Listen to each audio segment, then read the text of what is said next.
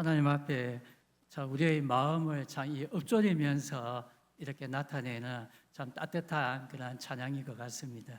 참 귀한 찬양 감사합니다.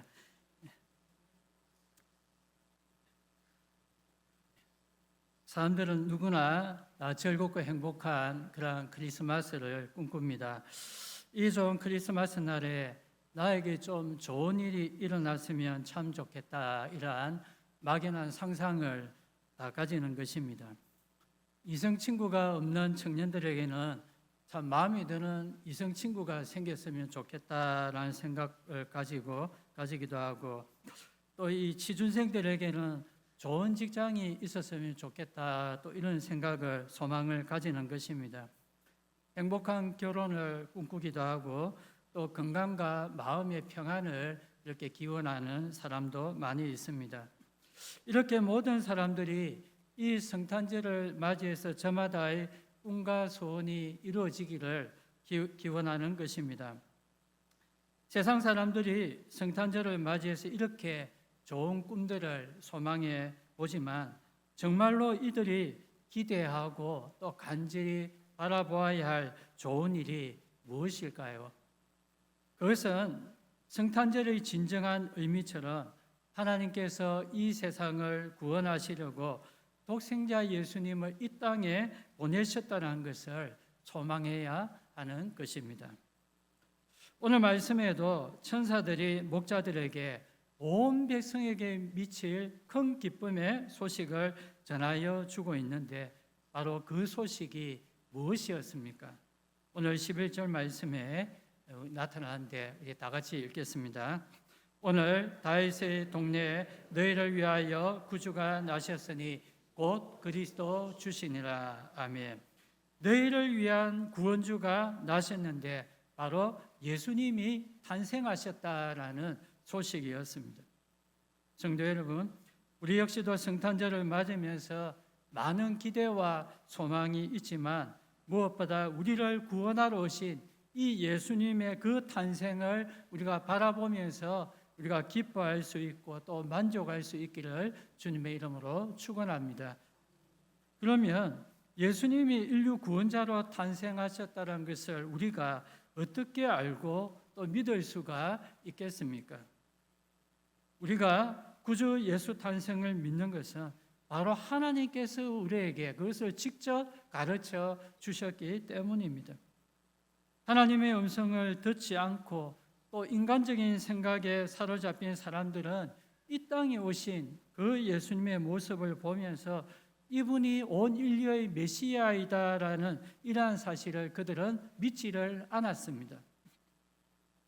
단지 그들의 눈앞에 나타난 그 예수님의 모습만을 보고서 구주 탄생을 믿지 않았던 것입니다.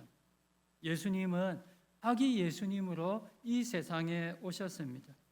아기는 참 귀엽고 또 사랑스럽지만 세상에서는 가장 연약한 존재이고 또 누구에게 보호받아야 할 그러한 대상입니다. 아기는 부모로부터 보호받지 않으면 스스로 생존할 수 없는 그러한 연약한 존재입니다. 유대인들에게서 그들이 기다렸던 이 메시아의 모습은 강력한 힘을 지니고 또 온 세상을 다스릴 만한 능력과 권세를 가지고 세상을 호령하는 그런 메시아의 모습이었습니다. 그런데 그들이 기대했던 모습과는 너무도 이러한 정반대의 모습으로 아기 예수님으로 이 세상에 오셨던 것입니다.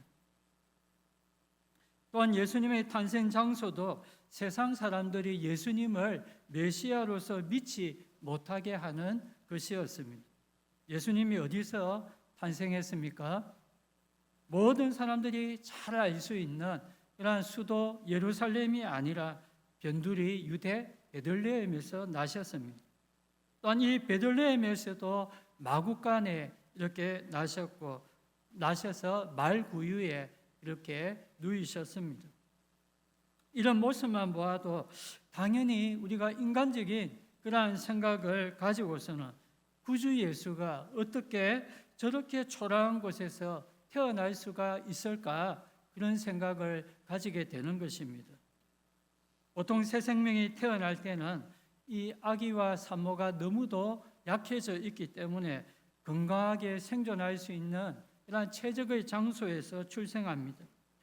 또한 한 생명의 탄생을 너무도 기다리고 또 축하하기 위해서 가장 안전하고 복된 장소에서 출생을 하게 되는 것입니다.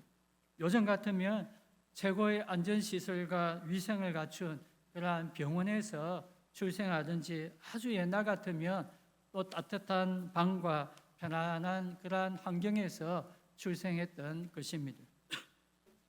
그런데 예수님이 탄생하신 마국간 말구유는 출생을 맞이하는 장소로는 납득할 수 없는 그러한 최악의 환경이었습니다.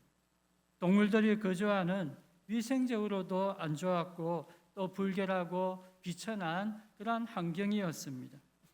인간적인 생각으로는 인류 구원자가 어떻게 저런 곳에서 태어날 수 있는가, 이렇게 생각할 수 있는 것입니다. 세상에 속한 사람들은 이러한 육신의 생각에 매여서 아기 예수님의 탄생을 받아들이지 않았고 배척하였습니다. 그러나 하나님의 말씀에는 이 아기 예수님을 직접 만난 사람들은 한결같은 그러한 모습이 나타납니다. 아기 예수님을 만난 사람들의 모습은 한결같이 그분께 경배하였다, 이렇게 말합니다. 아기 예수님께 무릎 꿇고 절하면서 하나님께 드리는 그러한 최고의 예우를 표현하였다라는 것입니다. 아기 예수님을 만난 사람들의 입에는 한결같이 구주 예수를 이 땅에 보내신 그 하나님을 향하여서 영광과 감사를 올려 드렸던 것입니다. 아기 예수님을 직접 만난 사람들은 아무도 이 구주 예수님을 부인하지도 않았고 배척하지도 않았던 것입니다. 인간적인 생각으로는 믿을 수 없지만 이들이 구주 예수 탄생을 믿을 수 있었던 그러한 이유가 무엇이었습니까? 이는 바로 하나님께서 이 사실을 직접 가르쳐 주셨기 때문입니다. 신학적인 용어로는 하나님의 특별 계시가 있었다는 것이죠. 하나님이 직접 가르쳐 주시는 것만큼 진실한 것이 어디에 있겠습니까? 하나님은 구약의 선지자들을 통해서 말씀해 주셨을 뿐만이 아니라 자신 주의 수정도는 그러한 사자들을 직접 보내셔서 이 메시아 탄생의 소식을 알려주셨던 것입니다. 오늘 말씀 9절 10절에도 주의 사자인 천사가 이 목자들에게 나타나서 온 백성에게 미칠 큰 기쁨의 그 소식, 구주 예수 탄생의 그 소식을 알려주었던 것입니다. 성도 여러분, 구주 탄생의 복된 소식은 하나님의 사자들이 직접 우리에게 알려준 소식이기에 우리는 당연히 이것을 믿어야 하고 또 그 일을 행하신 하나님께 영광을 올려드려야 하는 것입니다. 주님께서 들에서 양치는 목자에게 이 기쁜 소식을 알려주신 것처럼 오늘 말씀을 듣는 우리도 이러한 복된 하나님의 그 음성을 들을 수 있기를 간절히 바랍니다. 너에게 미칠 큰 기쁨의 소식을 전하노라. 너희를 위하여 구주가 나셨으니 곧 그리스도 주시니라. 이 주님의 음성을 우리도 들을 수 있기를 주님의 이름으로 축원합니다. 성도 여러분, 하나님이 우리에게 주시는 최고의 기쁨의 소식, 최고의 축복은 바로 예수님이 오신 것임을 우리는 믿어야 합니다. 목자들은 예수님이 자신의 구주가 되실 것이다라는 특별한 믿음을 평소에 가지고 있어서가 아니라 하나님이 자신들에게 나타나셔서 그 사실을 알려주셨기 때문에 이것을 믿었고 또 아기 예수님을 찾아가서 경배할 수 있었던 것입니다. 15절 말씀과 같이 우리 15절 같이 읽겠습니다. 천사들이 떠나 하늘로 올라가 목자가 서로 말하되 이제 베들레헴으로 가서 주께서 우리에게 알리신 바 이루고자 하고 주께서 자신들에게 알려주신 것이 그대로 이루어질 것이다, 이 사실을 기대하면서 이들은 아기 예수님께 나아갔던 것입니다. 계속해서 예수님의 탄생 소식을 전하고 있는 이러한 천군 천사의 모습이 나타납니다. 주의 사자가 소식을 전한 후에 갑자기 주의 수많은 천군 천사들이 나타나셔서 하나님을 찬송하기 시작하는 것입니다. 이들이 어떻게 찬송합니까? 14절 말씀해 보니까 지극히 높은 곳에서는 하나님께 영광이요 땅에서는 기뻐하신 사람들 중에 평화로다, 이렇게 찬송합니다. 성도 여러분, 찬송하고 있는 이러한 천군 천사들은 어떠한 존재입니까? 이들은 하나님의 가장 가까이에 있어서 하나님의 손발이 되어서 수종들고 또 주님의 일을 수종드는 그러한 영적인 존재들입니다. 이들은 하나님의 가장 가까이에 있어서 주님이 하시는 일을 보면서 생각하는 존재들입니다. 특별히 천군 천사들은 하나님이 인생들에게 들려준 그러한 소식을 전하는 자들이고 또한 하나님의 그 구원 역사를 직접 수행하는 그러한 존재들입니다. 이처럼 하나님의 가장 가까이에서 그의 구원 역사를 수행하는 이들의 찬송은 정말로 의미 있고 또 너무도 진솔한 그러한 찬송이 되는 것입니다.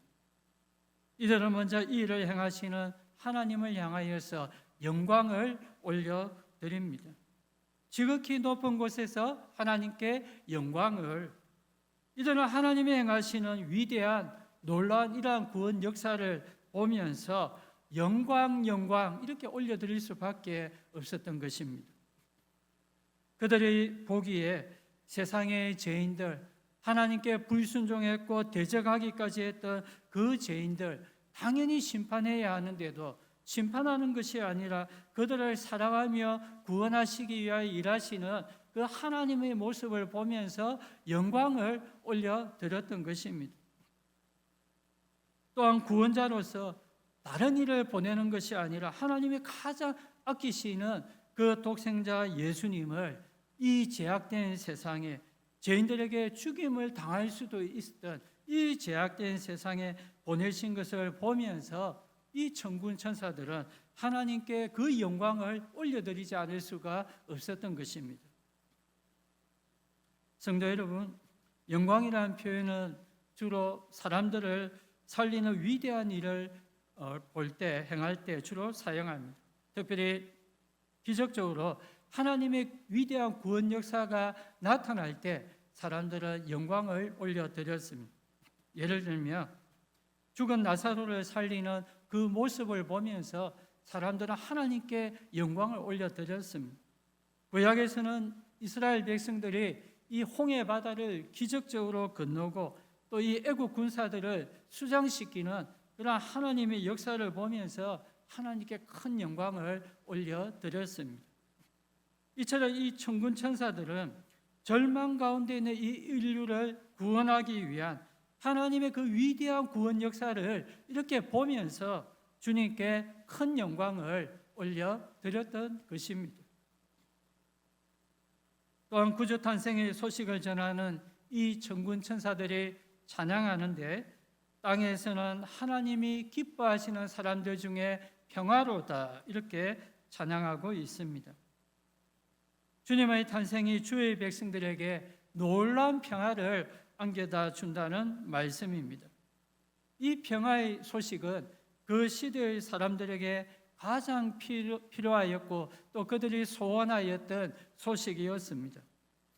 주의 백성 이스라엘의 삶과 그들의 마음 가운데 진정으로 필요하였던 것이 바로 이 평화였습니다. 이들은 전쟁의 이 고통을 몸소 겪고 있었습니다. 정복자 로마에게 패망하였고 이들은 로마의 식민지로서 압제와 고통을 당하고 있었기 때문에 이들은 장래에 소망도 없었고 또 마음의 평화가 다 사라져버리고 말았던 것입니다. 이들은 정치적으로나 종교적으로 아무런 희망도 없는 이러한 암흑의 시대에 이들이 살고 있었던 것입니다. 그때뿐 아니라 지금 우리가 사는 이 시대에도 진정한 평화가 필요한 시대입니다. 세상에는 하루도 쉬지 않고 전쟁의 소식이 들려옵니다. 언제 끝날지도 모르는 전쟁의 소식이 늘 들려오고 또 전쟁에 대한 두려움과 준비에 세상 사람들이 다 사로잡혀 있습니다. 주의 삶뿐만이 아니라 사람들의 마음에도 참 평화를 갈망하고 있습니다. 너무도 제약된 세상에 살아가고 있고 너무도 두렵고 또 불확실성의 시대에 살아가고 있는 사람들 마음에도 이러한 진정한 평화를 갈망하고 있는 것입니다. 예수님의 이 탄생 소식은 이렇게 전쟁과 암흑의 시대를 살아가고 있는 사람들에게 참 평화를 주시는 그러한 복된 소식이 되었던 것입니다. 그래서 천군 천사들은 땅에는 평화로다, 이 세상에 참된 평화를 가져다 주시는 그 하나님을 향하여서 찬송을 드리고 있는 것입니다. 성도 여러분, 진정한 평화가 우리 주님 안에 있음을 믿으시길 바랍니다. 하나님은 예수님을 구주로 믿는 우리 자신들에게 이 평화를 선물로 주셨습니다. 우리는 신앙생활하면서 이런 말을 자주 듣습니다.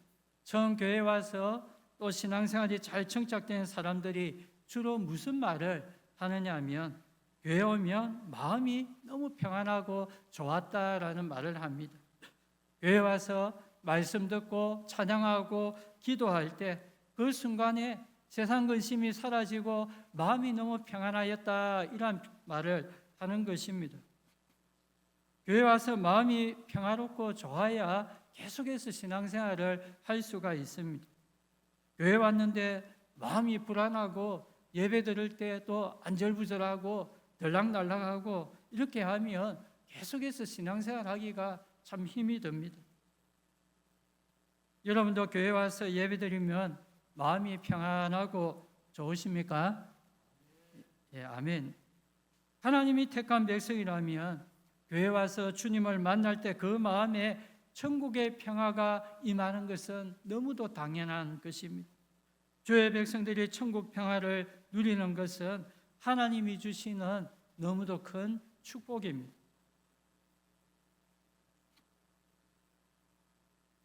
성탄절 날 매스컴에서 나오는 이러한 영상을 보면 우리가 교회에서 성탄 예배 드리는 것도 나오지만 또 성당에서 성탄 미사를 그렇게 하는 그런 모습도 나옵니다.